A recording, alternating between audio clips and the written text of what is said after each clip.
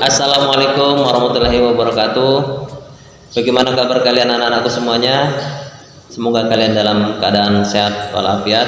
Patuhi selalu prosedur dari COVID-19 agar penyebarannya tidak semakin meluas. Baik, dalam kesempatan ini saya memperkenalkan diri. Nama saya adalah Hendry Kriswandoro, sebagai pengajar bidang studi pendidikan Pancasila dan Kewarganegaraan.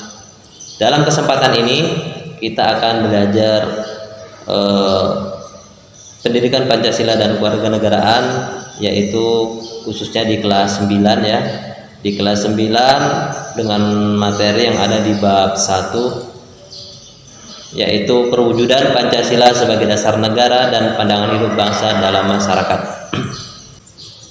Sebagaimana yang tampak pada slide, di situ ada gambar kerja bakti ya, ada gambar kerja bakti gotong royong. Itu adalah sekelumit, merupakan sekelumit bukti perwujudan Pancasila dalam masyarakat. Ini bukti yang positif. Nah, untuk mengetahui bagaimana sebenarnya dinamika perwujudan Pancasila dalam masyarakat, marilah kita bahas dan kupas tuntas dalam kesempatan kali ini. Pada bab ini, di pokok bahasan pertama ada dinamika penerapan Pancasila dari masa ke masa. Penerapan Pancasila semenjak Indonesia ini merdeka tidak berjalan mulus ya. Ada sejarah di masa-masa tertentu yang penerapan Pancasila ini tidak sesuai dengan harapan. Yang kedua adalah praktik ideal penerapan Pancasila sebagai dasar negara dan pandangan hidup bangsa. Bagaimana idealnya praktek penerapan Pancasila ini dalam kehidupan. Nah, ini juga kita akan bahas ini. Yang ketiga adalah upaya mewujudkan nilai-nilai Pancasila dalam masyarakat.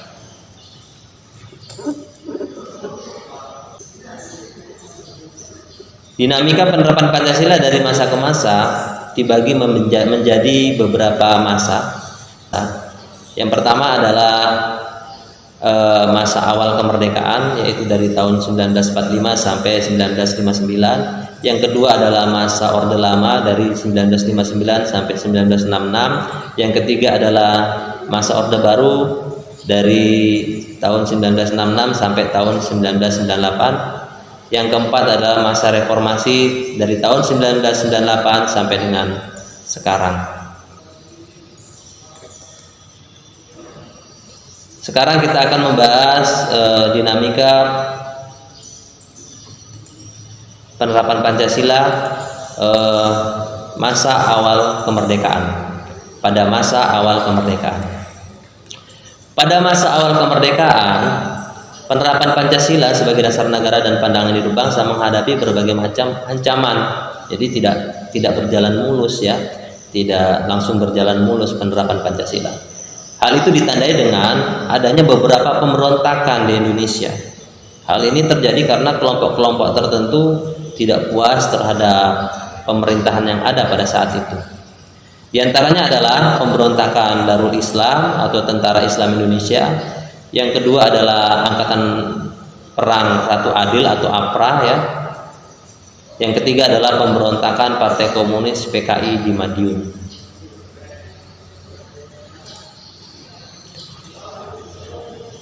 Lalu kita lihat dinamika Pancasila pada masa Orde Lama.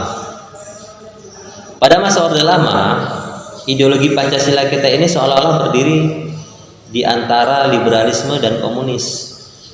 Jadi sebenarnya ideologi Pancasila adalah ideologi Pancasila sendiri, karena Pancasila adalah tidak ke arah liberalis dan tidak ke arah komunis. Karena kita ketahui pada saat sebelum itu dulu ada dua kekuatan besar di dunia ini, yaitu blok barat dan blok timur, yang masing-masing pahamnya adalah berideologi komunis dan berideologi liberalis. Nah, Indonesia yang notabene adalah berideologi Pancasila tidak tidak memihak kepada atau ideologinya tidak sama sekali sama dengan ideologi liberalisme atau ideologi komunisme. Jadi berbeda. Pancasila adalah ideologi bangsa Indonesia dan negara Indonesia yang digali dari budaya luhur bangsa Indonesia. Lalu Pancasila dimaknai juga bukan berada pada kekuasaan rakyat, melainkan kekuasaan pribadi presiden saat itu. Jadi memang ini menjadi penyimpangan pada saat itu ya. Jadi harusnya kekuasaan rakyat di sila keempat berbunyi kerakyatan yang dipimpin oleh hikmat kebijaksanaan dalam permusyawaratan perwakilan. Jadi semua itu adalah didasarkan kehendak rakyat, bukan kehendak penguasa.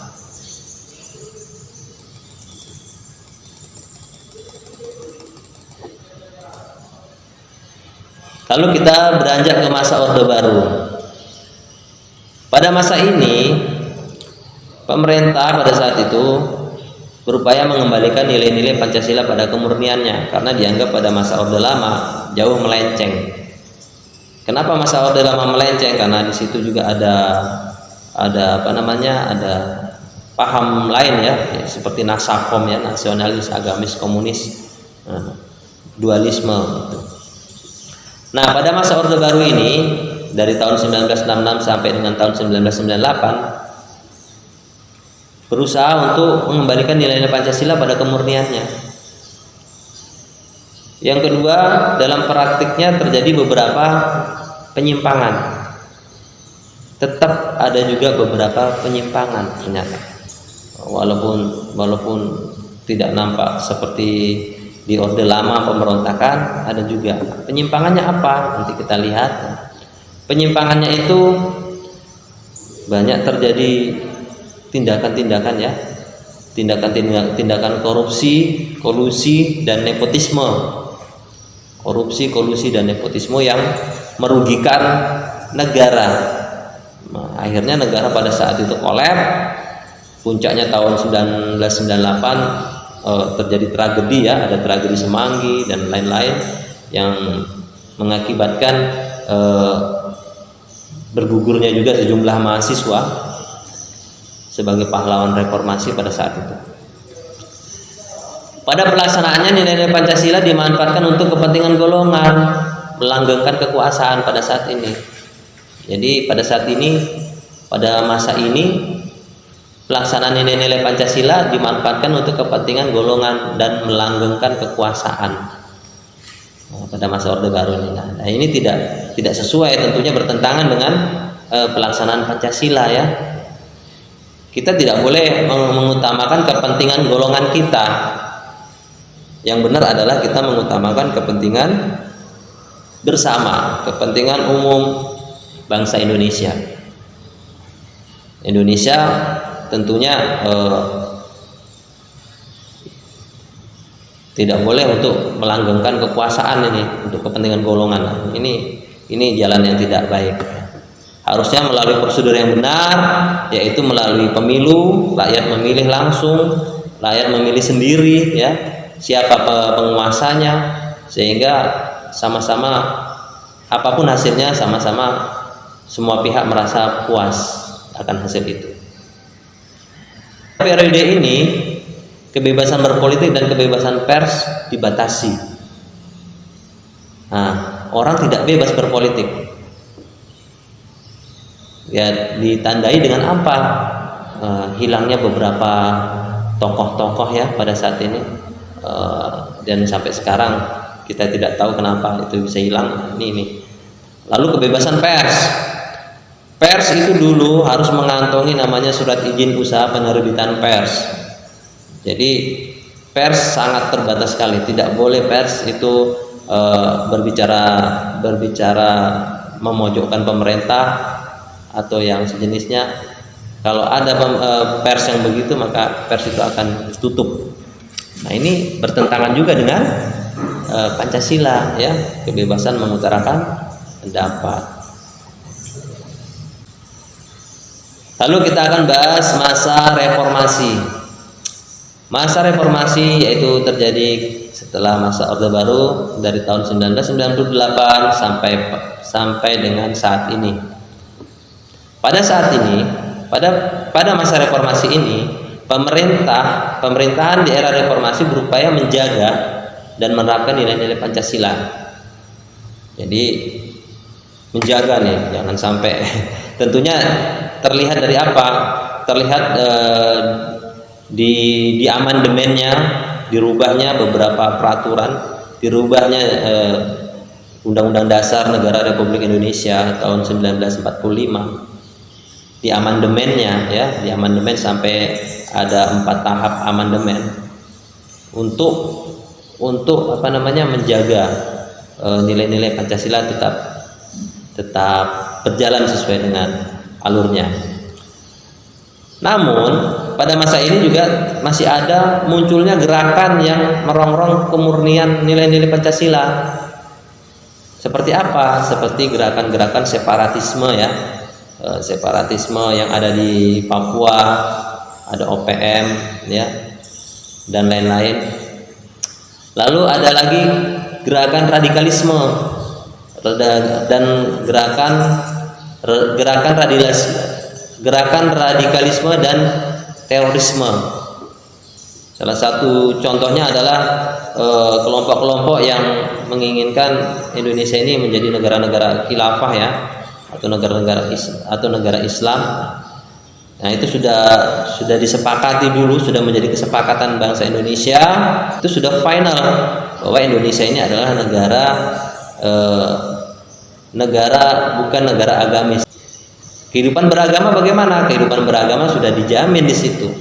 Diakui beberapa agama yang ada di Indonesia. Jadi sudah dijamin pada sila pertama Pancasila.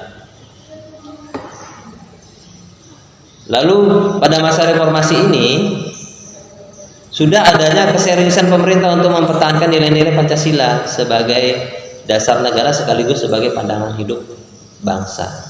Jadi ini harus kita pertahankan dan kita jaga nilai-nilai Pancasila ini, karena nilai-nilai Pancasila inilah yang paling pas untuk diterapkan dan dilaksanakan di Indonesia kita tercinta ini.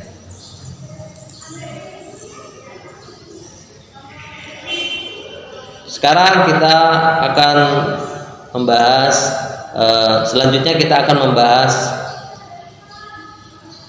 pokok bahasan yang kedua, yaitu praktik ideal Pancasila sebagai dasar negara dan pandangan hidup bangsa. Praktik ideal Pancasila sebagai dasar negara adalah menjadikan Pancasila sebagai dasar dalam penyelenggaraan pemerintah, menjadikan Pancasila sebagai sumber dari segala sumber hukum atau sumber dari tertib hukum. Nah, ini kalau kita bernegara ini dijadikan dasar, ya. Lalu yang kedua, praktik ideal Pancasila sebagai pandangan hidup. Maksudnya adalah Pancasila digunakan sebagai petunjuk arah semua kegiatan atau aktivitas hidup dalam dan kehidupan di segala bidang. Baik anak-anakku, kelima sila Pancasila merupakan nilai dasar agar dapat diterapkan dalam kehidupan sehari-hari. Kehidupan nilai Pancasila harus dijabarkan dalam nilai instrumental dan nilai praksis. Ya. Nilai dasar adalah hakikat kelima sila Pancasila: ketuhanan, kemanusiaan, persatuan, kerakyatan, dan keadilan. Sedangkan nilai instrumental adalah yaitu penjabaran lebih lanjut dari nilai-nilai dasar, penjabaran lebih lanjut dari nilai-nilai dasar ideologi Pancasila. Sedangkan nilai praksis yaitu realisasi nilai-nilai instrumental berdasarkan suatu pengalaman nyata dalam kehidupan bermasyarakat, berbangsa, dan bernegara. Nah, ini penjabaran dari nilai dasar, nilai instrumental, dan nilai praksis. Berikutnya kita akan membahas pokok bahasan yang ketiga, yaitu upaya mewujudkan nilai-nilai Pancasila dalam masyarakat. Yang pertama adalah upaya pemerintah mewujudkan nilai-nilai Pancasila. Upaya pemerintah mewujudkan nilai-nilai Pancasila dibagi menjadi beberapa bidang, ya. Ada bidang politik, ada bidang ekonomi, ada bidang sosial dan budaya, dan ada bidang pertahanan dan keamanan. Seperti apa di bidang politik? Di bidang politik, penyelenggaraan, contoh di bidang politik, upaya pemerintah mewujudkan nilai-nilai Pancasila di bidang politik adalah penyelenggaraan pemilu secara luber jurdil. Apa itu luber jurdil? Luber jurdil langsung, umum, bebas, rahasia, dan adil. Jadi pemilihan umum ini adalah pesta demokrasi di Indonesia dan harus dilaksanakan secara luber jurdil. Di bidang ekonomi, perekonomian kita menganut sistem ekonomi berdasarkan kekeluargaan yang diwujudkan dalam bentuk koperasi, ya. Jadi ini ekonomi kita ekonomi gotong royong yang bisa diwujudkan yang tampak dalam bentuk koperasi. Bidang sosial dan budaya, upaya pemerintah mewujudkan nilai-nilai Pancasila di bidang sosial dan budaya itu tampak pada adanya pelestarian budaya daerah yang dijadikan budaya nasional. Nah, Indonesia ini kita ketahui banyak sekali kaya akan budaya, ya, kaya akan budaya daerahnya. Nah, budaya-budaya daerah ini kita jadikan budaya nasional kita harus patenkan, karena dikhawatirkan budaya-budaya kita ini akan, ya, diambil oleh orang lain, ya. Ini kelebihan kita dan ini merupakan kekayaan kita. Berikutnya adalah bidang pertahanan dan keamanan. Bagaimana pelaksanaannya? Dalam bidang ini dilaksanakan melalui sistem pertahanan dan keamanan rakyat semesta oleh TNI dan Polri. Jadi pertahanan dan keamanan itu tanggung jawab TNI, tetapi rakyat juga wajib mendukung hal ini, ya. Wajib mendukung. Jadi bersama-sama TNI dan Polri kita melakukan upaya untuk mewujudkan nilai-nilai Pancasila. Selanjutnya, bagaimana upaya masyarakat mewujudkan nilai-nilai Pancasila? Nah, kita lihat untuk mewujudkan nilai-nilai Pancasila dibagi menjadi beberapa bagian. Diwujudkannya dalam lingkungan apa? Nah, bisa kita lihat ada lingkungan keluarga, ada lingkungan sekolah, ada lingkungan masyarakat, dan ada lingkungan bangsa dan negara. Contoh di lingkungan keluarga adalah yang pertama gotong royong. Gotong royong sesama anggota keluarga, ya. Ini di rumah kalian dalam menyelesaikan sesuatu biasanya, ya, dibiasakan untuk bergotong royong. Yang kedua, contohnya adalah bisa saling menghormati dan menyayangi. Yang kedua, contohnya adalah saling menghormati dan menyayangi sesama anggota keluarga. Ya, ini. Yang ketiga, tentunya menjaga nama baik keluarga. Jadi nama baik kalau sudah tercoreng, nah, ini susah untuk dikembalikan, ya. Jadi jagalah baik-baik nama baik pribadi, nama baik keluarga, ya, nama baik negara, jangan sampai tercoreng. Upaya masyarakat mewujudkan nilai-nilai Pancasila yang di lingkungan kedua adalah di lingkungan sekolah. Seperti apa?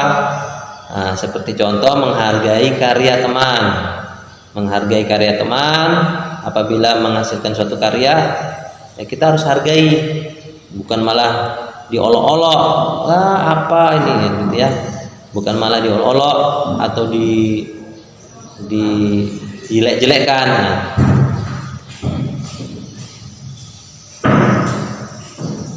Contoh yang berikutnya di lingkungan sekolah, tidak memaksakan kehendak kepada teman lain. Jadi kehendak kita memang banyak, tetapi kehendak kita dibatasi oleh kehendak orang lain. Nah, ini silakan kalian membiasakan diri untuk mengontrol diri ya, mengendalikan diri, membatasi kehendak. Lalu upaya masyarakat mewujudkan nilai-nilai Pancasila di lingkungan masyarakat itu sendiri, di lingkungan yang lebih luas, yaitu yang pertama contohnya adalah menghormati hak-hak anggota masyarakat. Jadi kita menghormati hak mereka itu seperti contoh apa ya? Misalnya kita ingin menyetel musik keras-keras, tapi tetangga kita tidak berkenan. Nah, ini kita harus menghormati. Mereka juga punya hak untuk beristirahat ya, untuk tenang.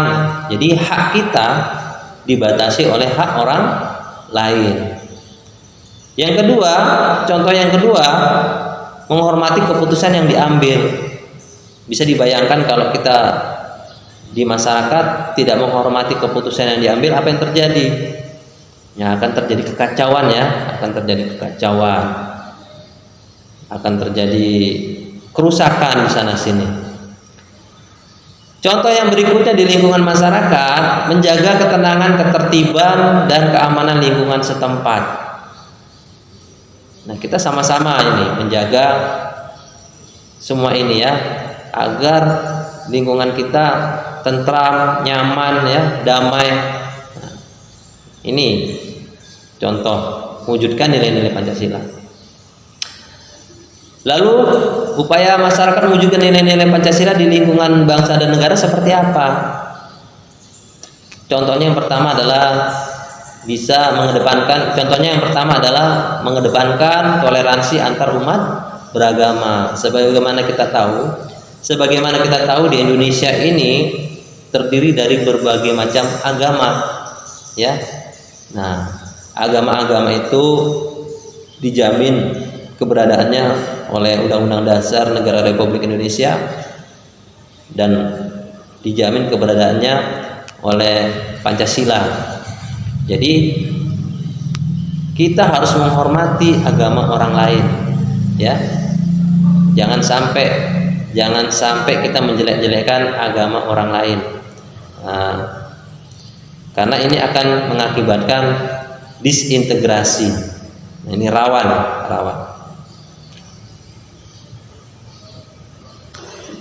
Yang berikutnya adalah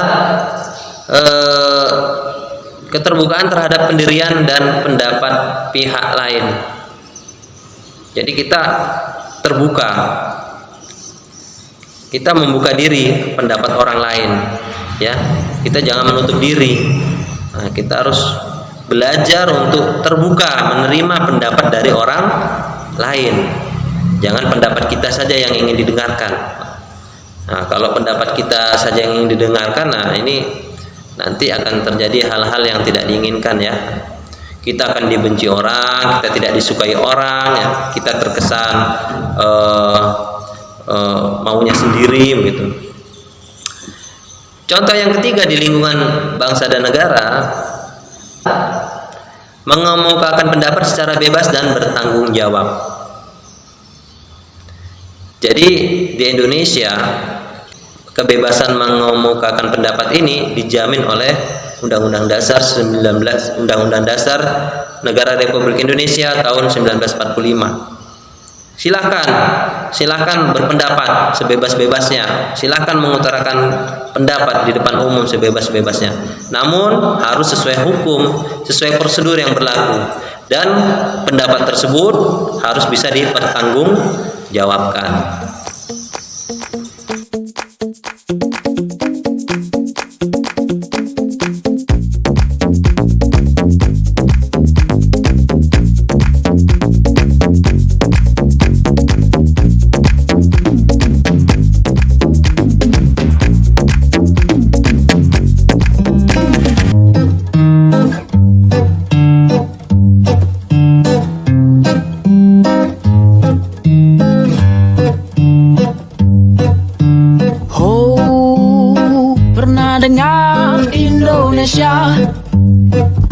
negara dengan ketuhanan yang Maha Esa, sehingga Tuhan jadi jawaban akan semua persoalan yang gak terjawab. Begitu. Pernah dengar Indonesia, negara dengan kemanusiaan yang adil dan beradab. Adil kepada yang punya kuasa dan beradab, katanya setelah 65. Begitu. Pernah dengar Indonesia, negara yang bersatu. Kemudian muncul banyak persatuan yang adu kuat dengan persatuan yang lainnya. Begitu.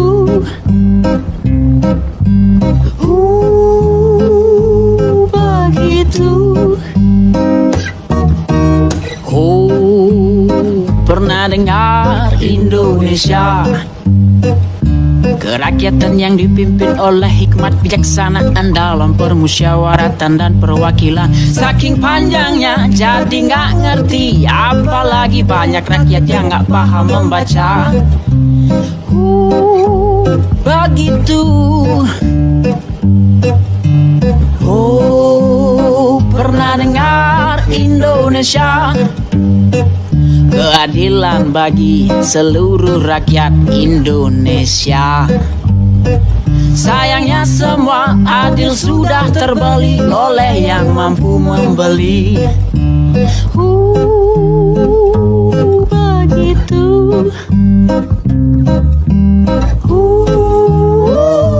Begitu. Ini Indonesia, ini Indonesia, ini Indonesia katanya. Ini Indonesia, ini Indonesia, ini Indonesia katanya. Ini Indonesia, ini Indonesia, ini Indonesia katanya. Demikianlah proses pembelajaran kita kali ini. Perwujudan Pancasila sebagai dasar negara dan pandangan hidup bangsa dalam masyarakat harus tampak nyata. Semoga materi kali ini bermanfaat bagi kita semua, bagi Kota Bontang khususnya, bagi Indonesia pada umumnya. Saya Hendrik Kriswandoro, mohon undur diri, mohon maaf apabila ada salah. Wabillahi taufiq wal hidayah. Wassalamualaikum warahmatullahi wabarakatuh. Yang adil dan beradab, adil kepada yang punya kuasa dan beradab, katanya setelah 65. Begitu. Pernah dengar Indonesia, negara yang bersatu. Kemudian muncul banyak persatuan yang adu kuat dengan persatuan yang lainnya. Begitu.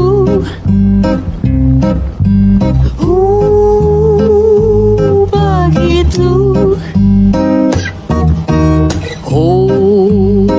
Pernah dengar Indonesia, kerakyatan yang dipimpin oleh hikmat bijaksanaan dalam permusyawaratan dan perwakilan. Saking panjangnya jadi gak ngerti, apalagi banyak rakyat yang gak paham membaca.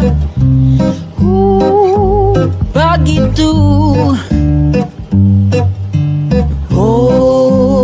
Pernah dengar Indonesia, keadilan bagi seluruh rakyat Indonesia.